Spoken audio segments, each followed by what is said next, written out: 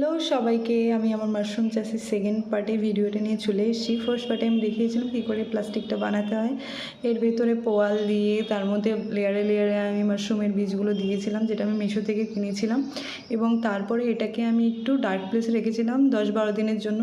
After that যখন আমি দেখি একটু পচতে শুরু করে, দেখেন আমি একে ফুটো করে দিই এবং এখানে ওয়াটার স্প্রিঙ্কল করতে থাকি যাতে এগুলো জার্মিনেট করতে পারে। আফটার 45 ডেজ জার্মিনেট করা শুরু করে এবং দেখলে বুঝতে পারবে যে এখানে অল্প অল্প ফোটা শুরু হয়েছে। নেক্সট 2-3 দিনেই তারপরে এটা ডাবল হয়ে গেছে। দেখো পাশের থেকেও আর একটা ছোট্ট উঠতে শুরু করছে। I am so happy, so excited and খুবই খুশি যে সত্যিই আমি এটা বাড়িতে করতে পেরেছি।